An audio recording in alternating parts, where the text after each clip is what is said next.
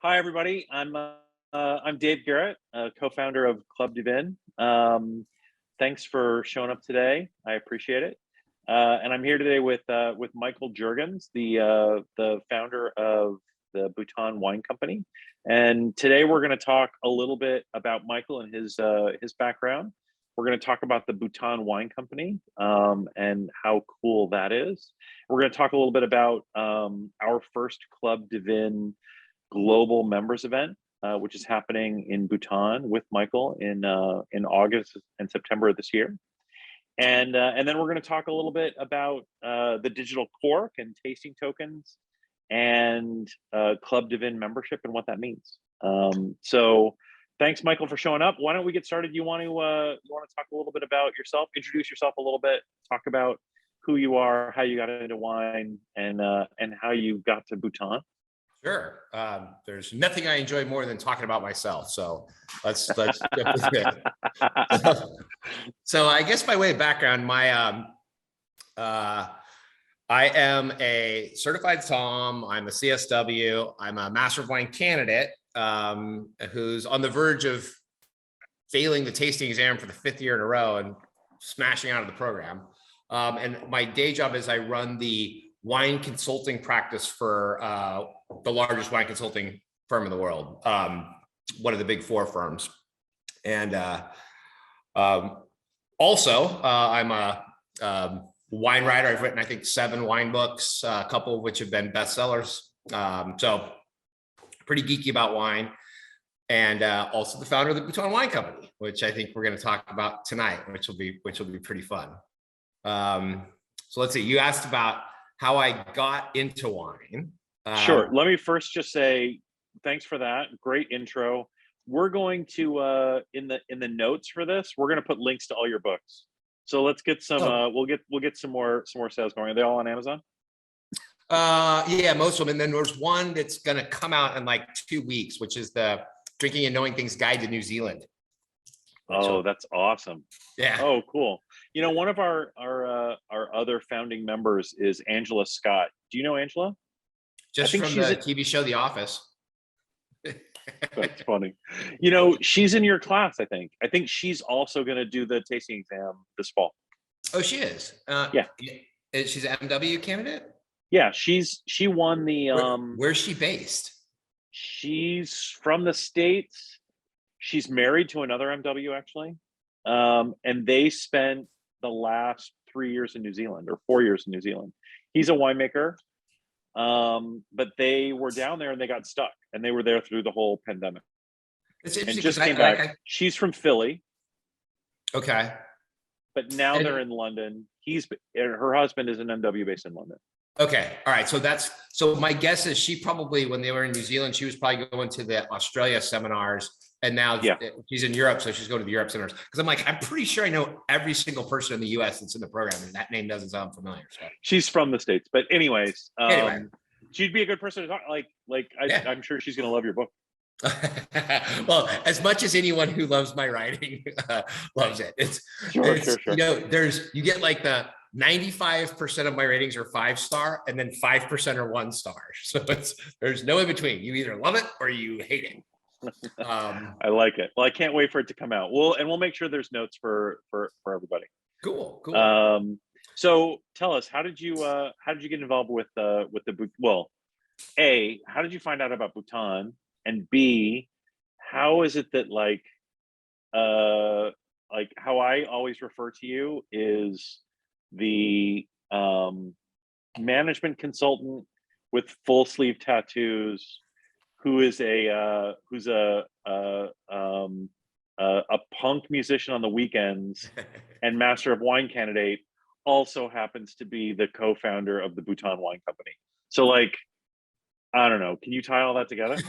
I can sure as shit try, but and actually, interestingly enough, so my band's next album is going to drop next week, and we're actually releasing it as an NFT. And as far as I know, it's going to be the first punk rock album released as an NFT, and also it's going to be the first. As far as we know, it's the first album that's released as an NFT where the entire album is the digital asset itself. There's been Wow. songs that have been digital assets, and then there's been like albums that you can get like a download code, but this is going to be the entire album. And as far as we know, we're the first, which is kind of cool, which is why we titled the album Blockchain Killed the Video Star, which I think is great. So that's going to drop like literally, I think next Saturday or Sunday. I got to go check and see. But well, I want to get on the whitelist for that. How do I get on the whitelist? Oh, I'll send you send me your wallet and I'll reserve you a copy. Awesome. Yeah.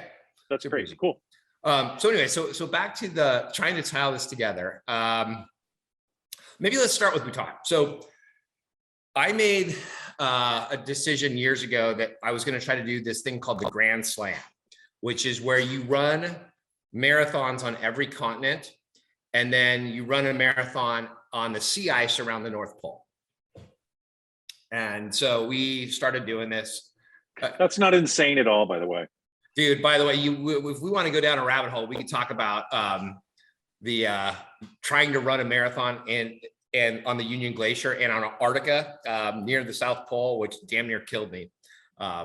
That's a fun story too. But anyways, so I was like, we're gonna do these marathons, but if we do them, like, I don't want to do the dumb like bullshit Los Angeles marathon, which I've done a bunch of times, but like the city marathons. I want to do like crazy weird marathons. And so I got this email. I was on some marathon distribution list that said, hey, we're running a marathon in the Kingdom of Bhutan, and we have 10 spots available for Americans. If you want to go, submit a thing. Now, prior to this, my girlfriend had read this book, like an Eat, Pray, Love kind of book, about this woman who moved to Bhutan in like the 80s and fell in love with the place and fell in love with the guy and got married and stayed there. So the whole time we've been together, 16 years, at the time, I guess it was only like 8 or 9, but I've been hearing about Bhutan, and I don't know what the fuck a Bhutan is, right? I'm like, whatever. And so I get this random email and it sounds weird and it's in this global thing. And I'm like, cool. So I signed us up. I didn't tell her. And so they pick us and they're like, you guys seem cool. You should come with. And I'm like, great. So I go tell my girlfriend, I'm like, surprise, we're going to Bhutan. And she's like, awesome. I can't wait to see the Himalayas. And I go, what are you talking about? Bhutan's in Indonesia. And she goes, no, it isn't. Nope. Look on a map. And I go, what, really? And I like pulled out my phone, like, holy shit, it's in the Himalayas. And so I didn't even know where Bhutan was when we signed up to do this thing. So off we go to, and by the way, my mindset of I'm going to go run a marathon on the beach in Indonesia changed to I'm going to go run a marathon at altitude in the Himalayas. So we get there, and what I didn't know about Bhutan is it's like this crazy environmental, sustainable agriculture place. People have traveled from all over the world to go visit them. It's the only carbon negative country on the planet. And they grow some of the world's best crops, and everything you ate was just spectacular. So me, being a wine guy, I assume that there's vineyards somewhere. So I'm walking around going, and I'm asking everybody, like, excuse me, sir, do you know where the vineyards are? And they're like, we don't know what you're talking about. I want to buy some local wine. Right? Yeah, or taste some local wine. Or taste some local wine, or check it out, or just like go see it. Because the landscapes there are stunning. Like if you just Google Bhutan terraces and just look at the things, it looks amazing. So anyways, so we're walking around and nobody knows what I'm talking about. That one of the evenings we were there, we had a dinner with a bunch of Bhutanese government officials. And I'm sitting at the table with one of them. I go, hey, where's your vineyards? I want to see them before I go. And he goes, we don't have any.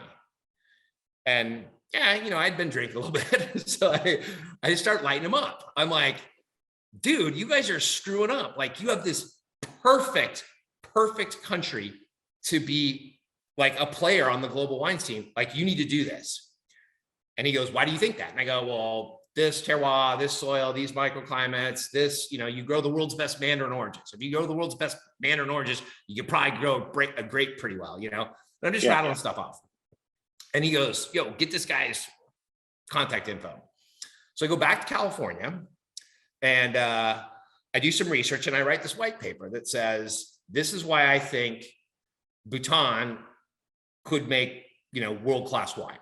And I just emailed it to them because I'm like, I just thought they should do it. Like, you're wasting this, so you should go do it.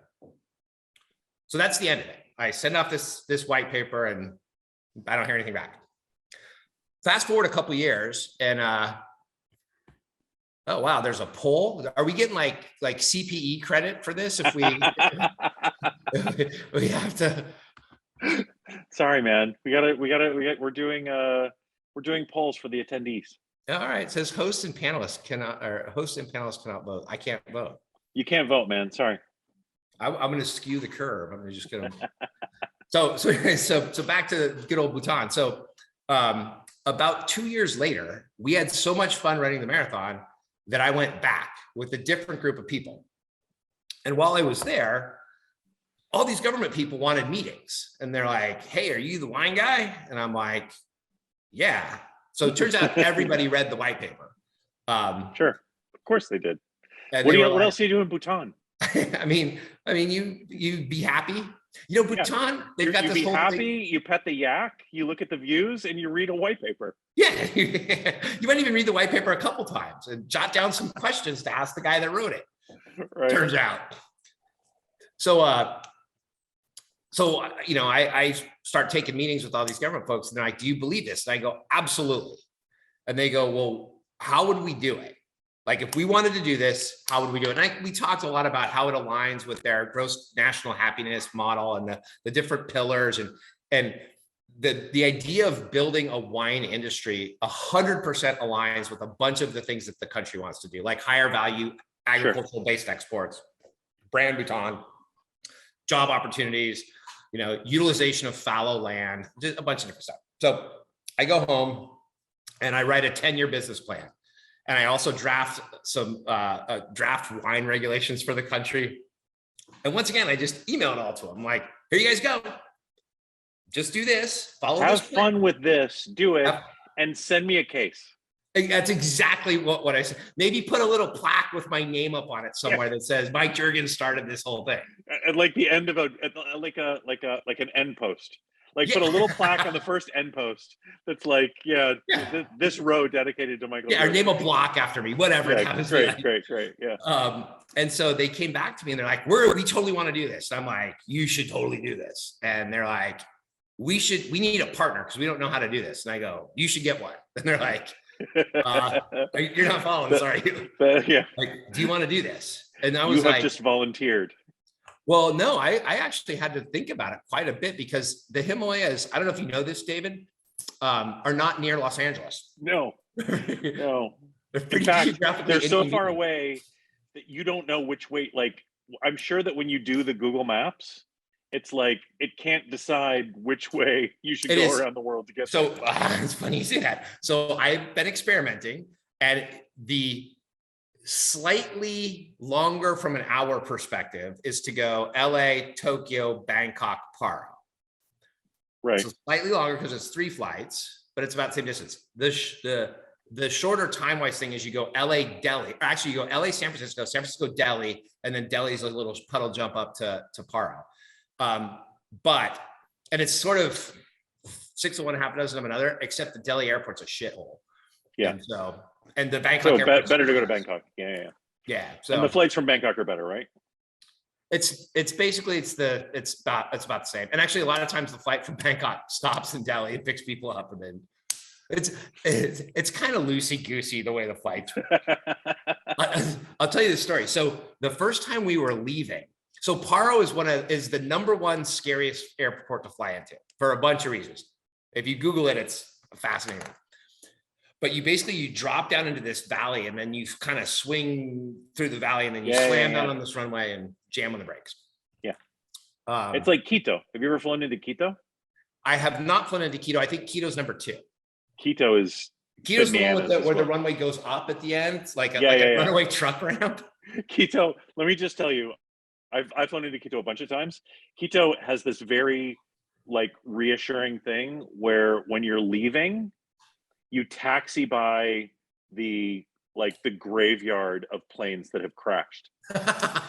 and like as you're going, you're looking out the window from the runway, and you see like there's maybe 8 or 9 burned out husks, and you're like, oh man, you don't want to see that when you're in a, when You you're do not want to. They should have like, please close the window screens upon departure.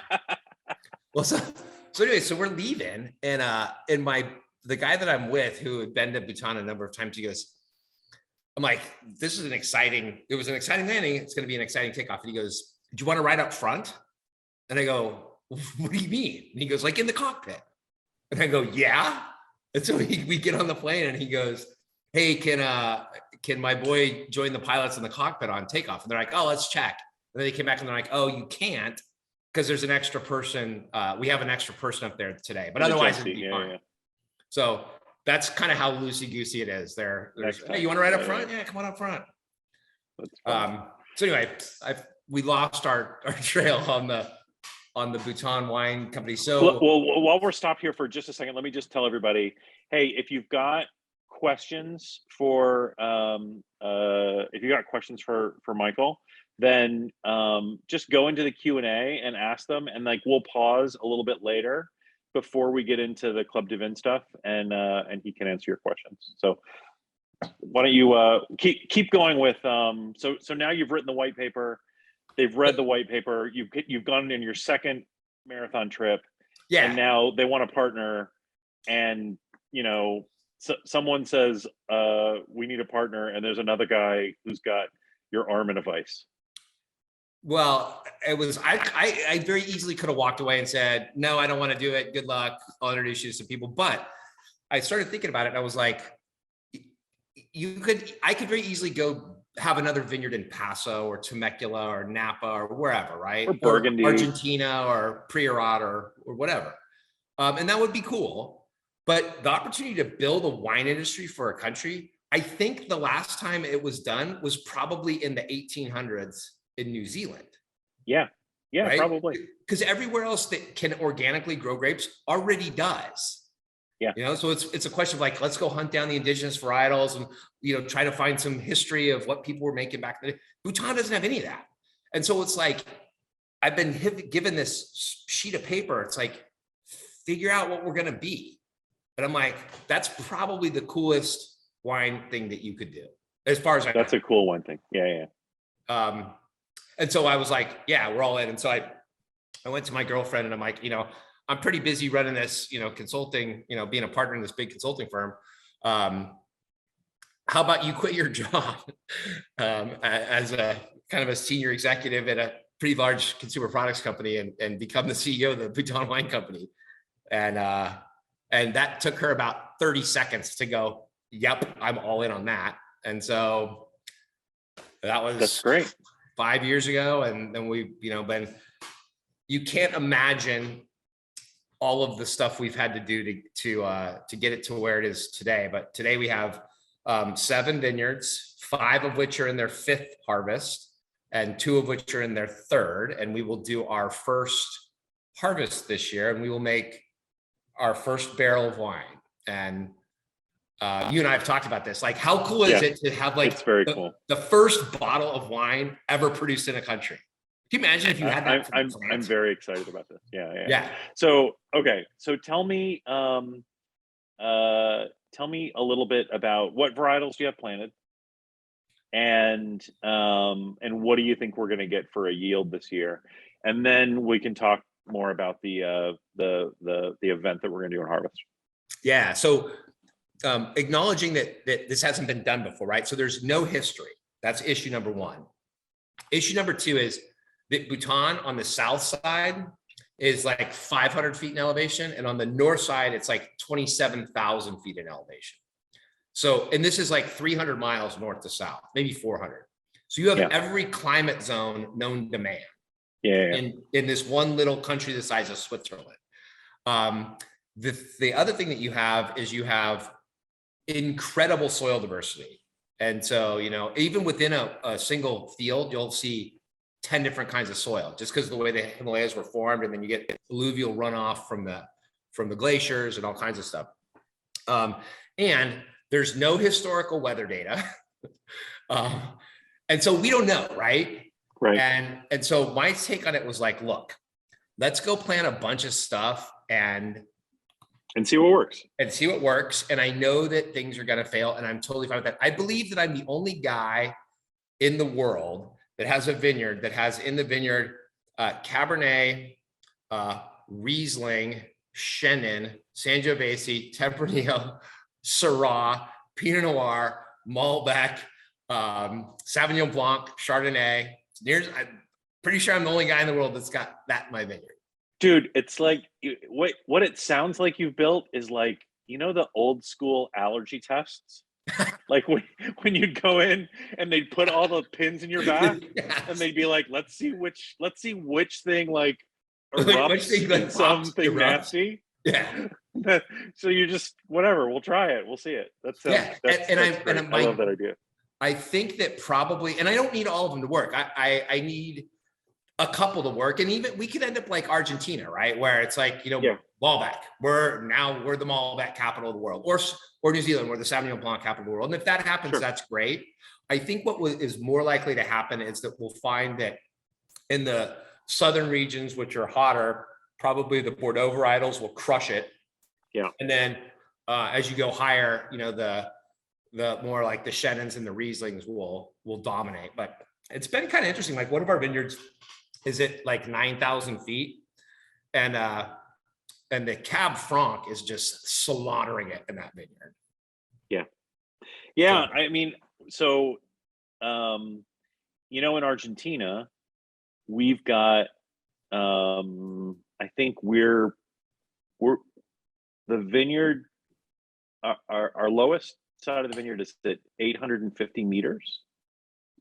Okay. And then the highest is at for us, it's like 1,100 meters. But we've got there's a guy that planted and I can't remember who it was, but somebody planted some Pinot and some Cab Franc at super high elevations right at the base of Aconcagua, and got really, really good fruit from like high elevation, super high elevation Pinot Noir. And Pinot Noir doesn't really ripen anywhere else in Mendoza. I mean, a few places, but not that many. Like you're not getting great Pinots out of Mendoza, but this little tiny vineyard at altitude is making really, really good Pinot. So that's what I'm hoping. I mean, selfishly, I would love if Pinot was like, oh God, we love Bhutan, and it became Sure. You know, selfishly. But my guess is that's what we're going to end up with, which is a bit of a bummer, because we're trying to scale to 2,000 acres over the next 7 years, and it would be easier if there was like one or two that we knew we were just going all in on. Right now, I have 8 reds and 5 whites, and I think I mentioned most of them. I probably missed Syrah, maybe. Getting a little bit nerdy, are you own rooting, or did you use American rootstock? What kind of rootstock did you use? So we did use American rootstock. It was not necessarily because I was worried about phylloxera, because Sure. Bhutan's pretty pretty protected by 15,000 foot mountains all around it, right? It's pretty hard to get phylloxera in there. But the nurseries didn't really have the scale of own rooted vines that I wanted to. So we started with American rootstock and a bunch of different a bunch of different types. But our plan is, now that I've got enough plant material in country, to move to just getting our own. And we actually have like 2 nurseries there already going that are busting out plants, and we'll just go own rootstock, which I think is cool. Oh, that's very, very cool. Yeah. And then what kind of densities are you planting? So once again, we don't know, right? And you get monsoon pressure in the summer, which is not a good time to have monsoons. And some of the vineyards are flat and some of them are sloped.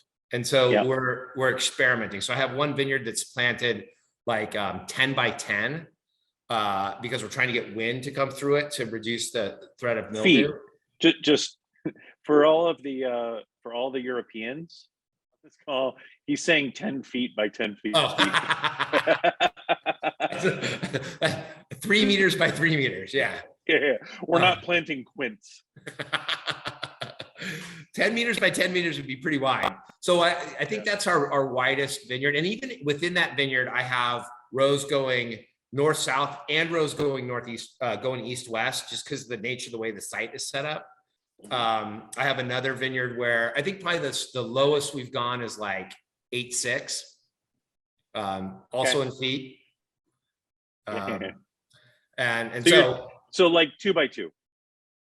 Yeah. And but it's not just about the density, right? It's also about like, how do you want to trellis these things? Do you want to go high? Do you want to go low? Do you want to go, double guillot, single guillot? Do you want to go high wire? Do you want to go pergola? Dude, you got to do, you should be doing bush. If you've got sloped vineyards, I'd love to see some, like, did you plant any Grenache? We did not. And so the other thing that I was worried about is, like, it's one thing to make a vineyard, right? And we could, maybe we find that like Chocolina, is like or whatever the Hammurabi Zuri is like is perfect for Bhutan. But then I still have to go and sell it. And like, yeah, no, I get it. You know what I'm saying? Yeah, tell me, like, let's do one more geeky thing. Talk a minute about the soil, and then we'll talk about like fun, like cool event stuff. Yeah. So the soil is pretty varied. So we have, the whatever tectonic forces push the Himalayas up. So you have granite, you have sand, you have clay, you have these big, like, iron rich, it almost looks like Terra Rosa, or if you know, like the Terra Rosa soil. Yeah. But it's bands of it that sort of run down the mountain. It's kind of cool. And then you get like this alluvial runoff because, the glaciers are eroding stuff and then the water's carrying it down. And you'll have all of those within the same vineyard. And so, like, I think about like our Gorshalu vineyard, which is about 80 acres, I think. And about half of it's planted. Yeah. And we're trying to figure out, like, oh, hey, we got Malbec planted in the Terra Rosa soil. We got Malbec planted over here in the clay. Like, what's going to pick up, and then so we can scale and plant the rest of the vineyard. Are you drip irrigation on everything, or where's the water table? So the water table is above you, and it's in the form of glaciers. Yeah. And so we are same thing in Argentina, by the way. Oh yeah, probably the same thing. Yeah. So I'm trying to dry farm, but we're needing to irrigate to get the vineyard started. And so for the Gorshalu vineyard, we actually have a water source above that we have pipes run down, and we're using hoses. Labor is pretty cheap in Bhutan. And so it's easier for me to pay somebody $7 a day to walk around in water than it is for me to try to import, 80,000 emitters to do drip. Sure. But yeah, let's offline Monday, let's have a conversation about you should have a conversation with a buddy of mine from Argentina who is one of our first guys. He's been taking a bunch of vineyards in Mendoza from drip irrigation to the old, what's called flood. It's like the acequia, building the acequias and like doing that flood irrigation. He's really an expert on it. Like the furrow irrigation. Yeah. And he is probably the global expert on that. Fran Evangelista. Let me put you in touch with him. Yeah. The thing that it is like we're not short on rain. I mean, there are sites that get 4,000 or 5,000 millimeters. Yeah, but if you're alluvial soil, like your rootstock can't chase that. It can't chase it fast enough. So you need to. Okay. Anyways, less geeky stuff. We could do more geeky stuff later. Let's talk about the event. So when is harvest? What are we eating? What are we drinking? What is the experience going to be like? Okay, so we're guessing when harvest is going to be because this has not been done before. But I believe it's probably going to be. So our lowest vineyards are at about 2,500 feet. That would be 800 meters for you Europeans, and our highest ones are at 9,000 feet, 3,000 meters. So clearly there's going to be some space between when those two areas get harvested, right? But I believe our best estimate is that the lower ones will start around August 15th and the higher ones will start around September 15th. But we're trying to monitor it. We just had bud break pretty much across the board. And I have a full-time viticulturalist from France who is now in country full-time. But he's sitting in quarantine right now until next Saturday.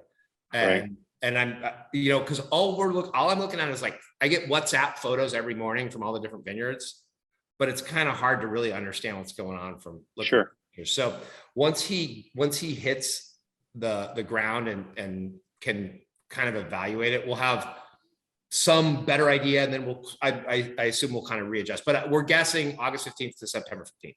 The idea behind the event is that people can come and participate in making the first ever barrel of wine in a country, which is like, talk about bragging rights. Like, who gets to do that? Like, anyone can go like stomp some grapes, right? But like, you'll have that forever. And we're going to make these 300 bottles, and you know, the first bottles are going to be in the museum and in Bhutan, and you know, or we're going to donate them to museums around the country and or around the world. And so it's just a cool thing to be a part of that. Now, whether or not the role is helping pick or helping stomp or helping whatever. How many fermentations are you going to do? How many unique fermentations do you think you'll do? So we have a couple of challenges. One is that the winery itself is not yet built. We were going to break ground right around when the pandemic started. And so we have not been able to break down. So this year, just so you know, no winery in history has ever been built in time for the first vintage. Yeah, that's fair. But we're trying to figure out, like, do we want to try to consolidate all the grapes together from all the different vineyards and do fermentations, or do we want to try to have like mini fermentation facilities at each of the vineyards? So we're figuring that out right now. Part of that's predicated on the timing of how things work. But and also, let's not forget that I have 13 different varietals growing there in 7 different vineyards. So like, if you were really to break it down, like 7 times 13 is, you know, almost 100 different micro ferments, which is a total nightmare to manage. So we do like 400 a year in Mendoza, but I get it. But you have infrastructure. And we got infrastructure, we got a team. You have a building, you have barrels, you have pumps, you have tanks. And like a 200-year-old industry. So we kind of know what we're doing. Yeah, I get it. So there's definitely, which I think kind of contributes to the fun of being. Yeah, we're going to figure it out. We're going to figure it out. And you're going to be there helping us figure it out. And like, here's what, I don't know everything that's going to happen, but what I do know is at the end of that harvest cycle, we're going to be sitting back looking at each other going, oh, shit, I can't believe that happened. I just don't know what that is. Right. But so the normal trip is they come to, we're flying into Bangkok, then, you know, coming over the mountain and the normal, what we're thinking is people spend a week. Yep. They're going to do like probably 4 days or so at one of the vineyards. And then some time to do some sightseeing around the country, right? Like, correct. I mean, like what are the big things to see? Okay, so you cannot go to Bhutan and not go see Tiger's Nest. I mean, that is one of the most treasured spots for Buddhism around the world. It's magnificent. Whether or not you look at it from the bottom or you hike up to the restaurant or you go all the way to the top and actually enter the monastery, that's a must see, right? You have to see that. The second thing is, Bhutan is like this happy Zen country, and it truly is. It's like you get off the plane, you feel it in your bones. It's like, oh. But they built this golden Buddha on the hill, and I would bet these figures are not precise, but I would bet that thing is about 300 feet tall, and it has like a museum that you can go and underneath it, and it's not a museum. It's an actual functioning like temple. Yeah, but with a 300-foot, and it's real, like it's a gilded, I guess Wow. some very rich Hong Kong lady was a billionaire, was so in love with Bhutan that she donated whatever it was, 50 million bucks to build this thing. Wow. So that's a must see. And then there's a couple other things. I mean, there's other stuff that you could do. Like, you want to play the second highest golf course in the world? Yep, you can do that. You want to go whitewater Awesome. rafting in the Himalayas? Well, you can do that. Oh, I want to go whitewater rafting in August. That's cool. Well, you think it is, but it's not as gnarly as you would expect. Sure. Yeah, Like, but it's at altitude and it's fun. Like that would be it's an fun. altitude, it's fun. And like a really great way to see, like, I imagine the views are amazing. Oh my God. Oh, the views are spectacular. Yeah. I mean, it's like everywhere you look, it's just this stunning vistas. So I think what we'll do is we'll probably, to your point, we'll probably have, anywhere from 2 to 4 days in a winery, a quasi winery, or a vineyard, or both. And then 2 to 4 days of people getting to go and do other cool things. And then the idea is we're going to bring some of the world's best wine over there. I'm working on that. Yeah, we're filling a container in France, because I mean, look, I like whenever I go someplace, I want to drink the local wine. Right. But there's no local wine in Bhutan, so we're just gonna have to fill a container and bring it from France and Italy. If the mountain and a little bit of Spanish wine. If Muhammad won't go to the mountain, we'll take the mountain to Muhammad. That's exactly Actually, right. We've got some really good stuff we're putting together for that. I should mention this because I think this is important. They do have local wine in Bhutan. And so what they have historically done is imported bulk wine from India and bottled it. And just to put it into context, so the first time we went there, we're staying at this nice hotel, and Ann and I have the honeymoon suite at the hotel. So like the best suite at one of the nicest hotels. And we go in, and the first thing I do is like hit the minibar, like, is there any local wine? Let's check it out. And they have some. And it's a bottle of this thing called Takin. And I pull it out. The Takin is the national animal of Bhutan. It looks like a cross between a sheep and a water buffalo. Crazy looking thing. And so I pull it out, and I'm looking at it, and I'm trying to do the conversion in my head. Yeah. And so the cost of it was $3. So it's like, it's in a hotel minibar by the bottle, and it's $3. So that should indicate like the quality of the wine. Right. And Ann and I opened it, and it was didn't finish it.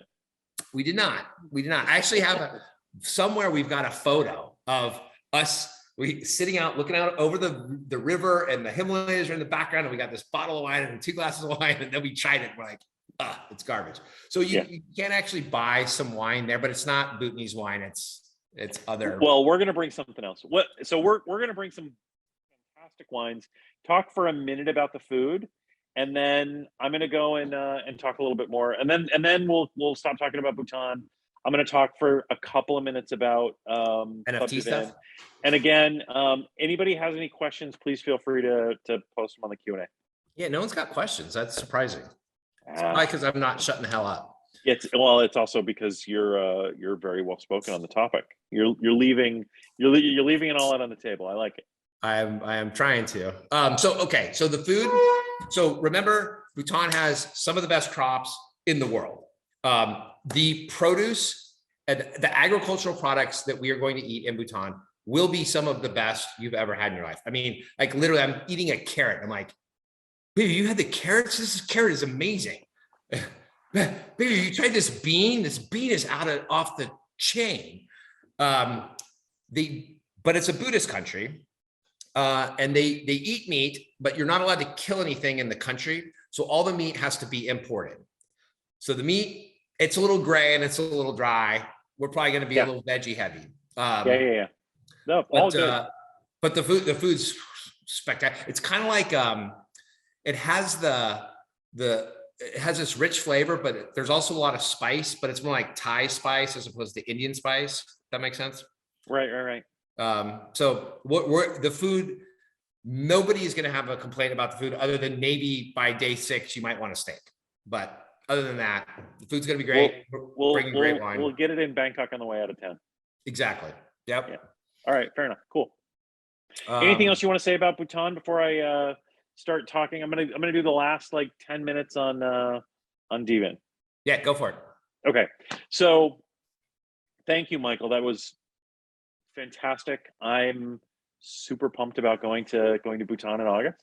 It's going to be like I'm pumped about going to Bhutan, but even more excited about the fact that we're participating in like probably the last inaugural harvest that'll ever happen on this planet. Yeah, like that's very cool. Right, unless somehow they figure out how to grow grapes in Antarctica, right? Well, it depends on global warming, right? Like, oh, that's a fair point. But yeah, I mean, just think about it. This country was so isolated and never got to do it, and now we get to do it this one time this year. I'm so excited about that, and again, let me say I'm excited.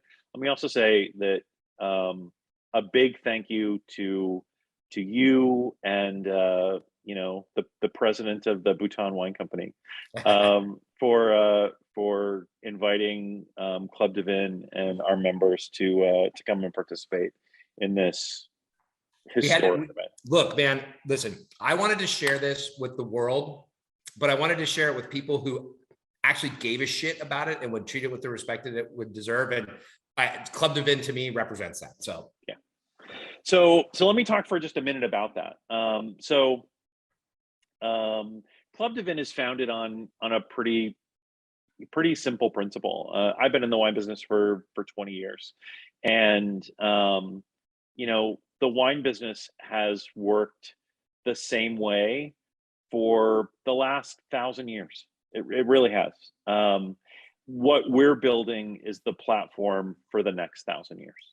That's really what we're doing. And if you look at the people that are involved with this, I'm so humbled and gratified by the people that have decided to kind of be part of this. I think it's, you know, if you look at our list of founding members, it's easily the most innovative, most interesting, most energetic, most inspiring people in the wine industry. It's the, you know, if you were to make a list of the people who are going to be shaping wine culture for the next 50 years, it would be this group. It's masters of wine, it's winemakers, it's the smartest, best, and brightest in the industry. You know, present company excluded. But really fantastic people. I'll tell you what though, Dave, when we first talked about this, I went to the website and I looked at the list of people, which I was trying to show that to Anne this morning, and it looks like you guys changed the website. But when I went and looked at the list, I was like, oh fuck yeah, I'm in. Yeah. Look at that list. It's really amazing people. And you know, what I always say is our founding values are curiosity, generosity, and inclusivity. Because I think, here's what I think. I've been very fortunate in my life to meet a lot of winemakers. And 201, all of them are, they're almost always the most generous, most interesting, most just amazing people to be around. I find it ironic that some of the best winemakers are that person, but their customers are the exact opposite. Well, no. The wine lovers are super curious, right? That's true. The wine lovers winemakers are super generous, and wine lovers are super curious. And the problem is that the industry has sort of created this business model where there's a bunch of people in the middle who are incentivized to keep them apart. And what we're building is a platform that brings them together. And just to talk really briefly about that. So we've developed some interesting tech. And it's all built on the blockchain. The digital cork is an NFT, or a non-fungible token, that's attached to every bottle that moves through our platform, right? And you know, we're working with notable wineries. We're working with the best wineries in the world. And each of them will have, when I say a digital cork is attached, what I mean is that, you know, every bottle will have some sort of unique identifier. maybe it's an NFC chip, maybe it's a QR code, Lynch Bash just like engraves a serial number on every bottle. Doesn't matter what it is. That unique identifier attaches to an NFT on the blockchain, a unique NFT. And that NFT serves a pretty basic general purpose, right? It serves as a certificate of authenticity. It's a chain of custody, so you can see kind of who's owned that bottle. A lot of these kind of investment grade collectible bottles, they'll change hands 3 or 4 times over the 10 or 15 years between when they're released from the winery and somebody actually decides to drink them. So being able to trace that provenance through the chain of custody back to the winery, that's like a really amazing use of the blockchain for collectible wines.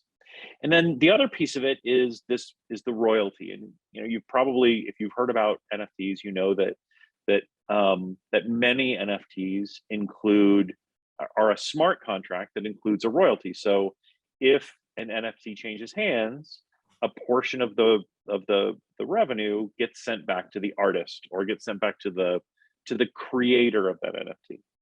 And in our case, that portion, probably somewhere around 10%, will get sent back to the winery itself. So it's the first time in history where the winemaker gets to participate in the value that they create in the aftermarket. So if a wine that they make they make an incredible vintage, and that wine ends up selling higher in the aftermarket before it gets consumed, the winemaker actually gets to participate in that. And this is the first time that that's ever happened.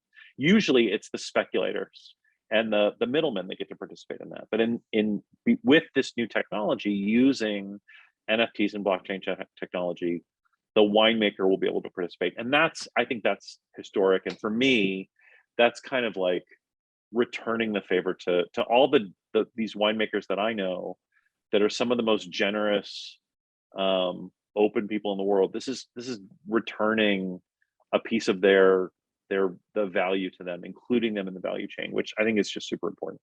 So that's kind of the basic idea of the digital cork. But what's really interesting about the tech that we've built, so there are a lot of NFTs out there that are just digital assets. There's a whole other crop of NFTs that are digital twins, right? It's like they're attached to some physical item, like diamonds, for example. My business partner Badad built out, or his team built out the blockchain for the diamond industry, so tracking every diamond. There's also NFTs attached to watches or cars or fashion. And that's all great, but say it again, or that's right, Rocco. But the issue is that those aren't the difference between what we're doing, and that is those things aren't consumable, right? You don't consume a watch or a piece of fashion or a diamond, but you do consume wine. Eventually, that wine is going to be consumed, or it was meant to be consumed. So what we've built is an instrument as part of our technology that when you do open that bottle, if that bottle is owned by you, it sits in your crypto wallet, you can tell us, or you can mark that bottle as opened. And when you do, it'll obviously it nullifies the certificate of authenticity, so you can't trade that bottle anymore, you can't sell it. But what it does on the other side is it allows you to mint tasting tokens. And tasting tokens are NFTs, just like any other NFT. They go into your crypto wallet. And what they are is a proof of experience. And the analog is like, when you drink a great bottle of wine, you take a picture of the label, or you save the cork, Instagram, or you save the cork, right?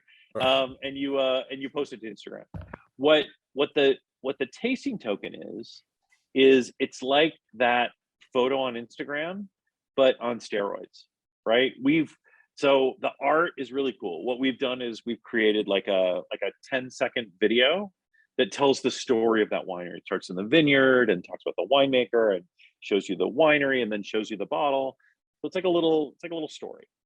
But the metadata of that NFT is like everything from all of the information about that wine, all the data about the wine, where it comes from, the varietals.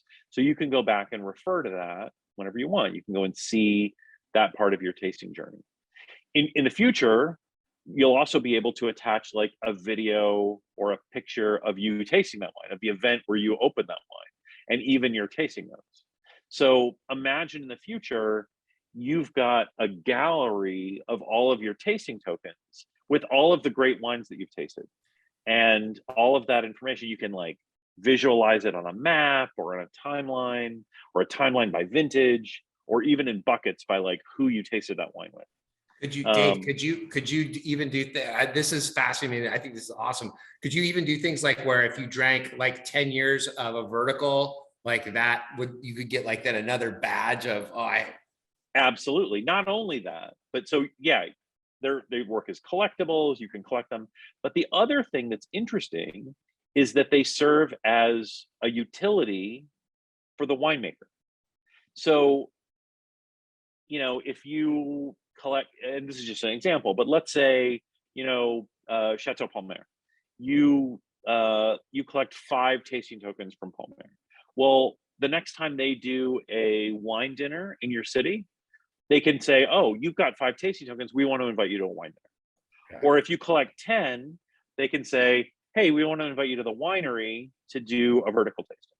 Or if you collect 20, you can like log into their website with your wallet, show your 20 tasting tokens, and get a special allocation. Be able to buy something from the, or to go and stay at the winery. If I had like 19 tasting tokens, could I buy somebody else's tasting token?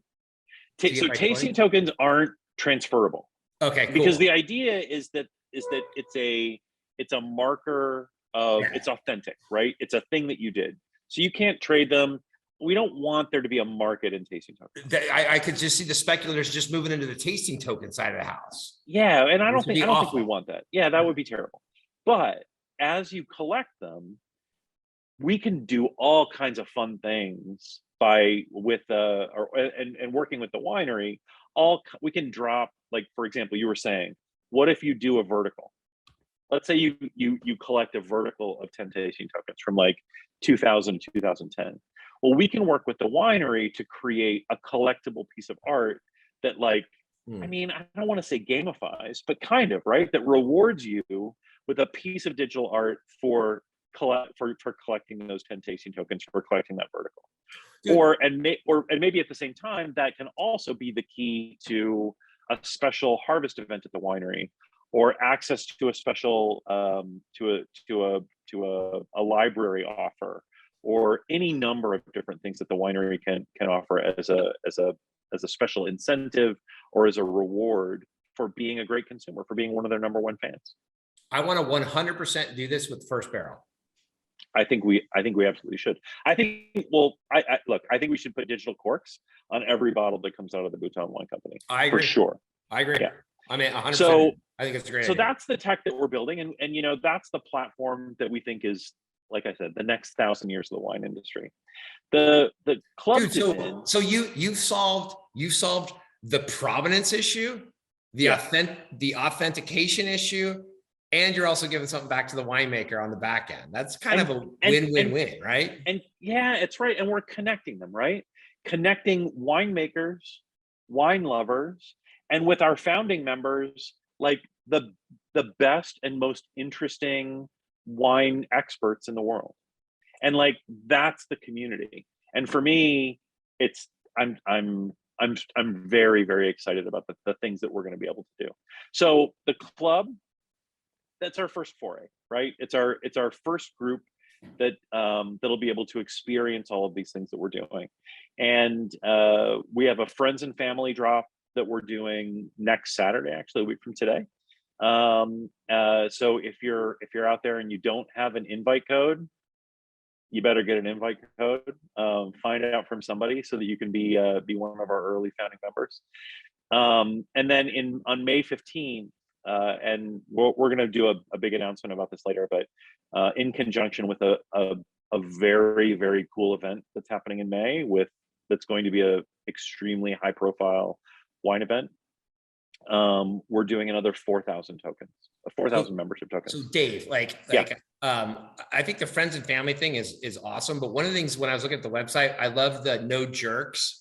No jerks. I would have maybe said it slightly more aggressively, but our British, so I was just in London last week, and what they told me is that it should be no wankers.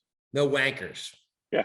So what's the screening process for that public drop? How are we going to keep the wankers out? I think this should be only people that care as much about wine as I do, and you do. Look, I think that's right. I think that to a certain extent, part of what we're doing is inclusivity, right? So we're not. Can we just exclude the wankers? We can exclude the wankers. Yeah, we can be inclusive with the cool people, right? Inclusive, no wankers. So here's what we're doing. We think that there's really two kinds of people that are going to get involved with this. One is wine native, crypto curious. So people that are wine collectors, wine pros, but look at crypto, and maybe this is their first NFT ever. Yeah. Right. And we've kind of put together a program where we can get on Zoom one-on-one and help people like get a wallet and put ETH in their wallet and like buy their first NFT. So we're here to help with that. The second group is crypto native wine curious. Right? Yeah. So people that have been buying NFTs, that have bought some crypto, maybe they've made a little bit of money. I mean, a lot of people that have been involved in crypto and NFTs for the last few years have done pretty well. So with some of their newfound affluence are maybe interested in knowing a little bit more about wine. And so we wanted to create a place for them to come as well. So like a way for our wine native people to teach the crypto people about wine culture, and for our crypto native people to teach the wine native people about crypto culture. And we're kind of creating that swap. And actually tomorrow there's we've got the wine girl and the Bored Ape. So one of our founding members is actually a few of our founding members are part of the Bored Ape Yacht Club. But one of them is super curious about wine, like really, really good guy. And then we've got the wine girl who's runs our content shop, and she's been doing wine content both on social media and also just did a television show with Aldo Sam. She's fantastic, and they're going to be like doing that thing, right? Like wine people asking questions of the crypto people asking questions of the wine people. Where is this? That's going to be on Zoom tomorrow. There's a awesome. Yeah, that's tomorrow. And then we got another Zoom on Monday with my business partner Badad is going to be talking to Phil Harden, who's an MW, a master of wine out of London, and they're going to be talking about collecting wine. So anyway, so that's the club. We're really excited about founding. I'm 5 minutes over, so unless there's any questions, I think we should probably call it a day. Do you have any questions, Michael, about the club that we can answer here? I don't have any questions, but I maybe have a comment, which is probably about 10 years ago, living in the corporate world, I was like chasing stuff, as people do. And it didn't make me happy. And I made a conscious decision. I can't remember exactly when it was, but it was about 10 years ago. And I said, from here on out, for the rest of my life, I only want to do epic shit with cool people. And if it's not both of those, I'm out. I don't want to do it. And so for one of the things for me that was the most important thing about this club was it was cool people, all the wine people, the people that I want to hang out with, but then married up with the opportunity to have these experiences as well. It was also epic shit. And I was like, that's my jam right there. That's our new tagline. So our old tagline was explore your passion for wine. I think we need to change that to epic shit for cool people. With cool people. Epic shit with cool people. Yeah, I like not it. for cool people. We're with inclusive. Cool people. Yeah, but epic so like, shit with but cool no, people. literally, like when we first started talking about this, I'm like, I'm in. Like, you're like, you should do this. I'm like, I'm in. Like, All right. I love this. I'm super excited about it. And I'm thrilled that I get to be part of the first epic shit thing that the club does in Bhutan. Yeah. So I'm super stoked. Well, thank you very much. We're really stoked to have you as well, and looking forward to seeing you on Monday. We're doing a really cool event here. I'm here in LA for NFT LA. We're doing this great event on Monday with our partner Rarible, and it's going to be fantastic. So if any of you are out there are founding members and are going to come to that event, look forward to seeing you then. In the interim, thank you very much. We appreciate everyone showing up. Thank you, Michael, for taking the time. Sorry I went over by 10 minutes, but I think we started about 5 minutes late. Yeah, we started. So I think we're good. Thank you very much. I appreciate it, everybody. Cheers, Take guys. care. Have a good night.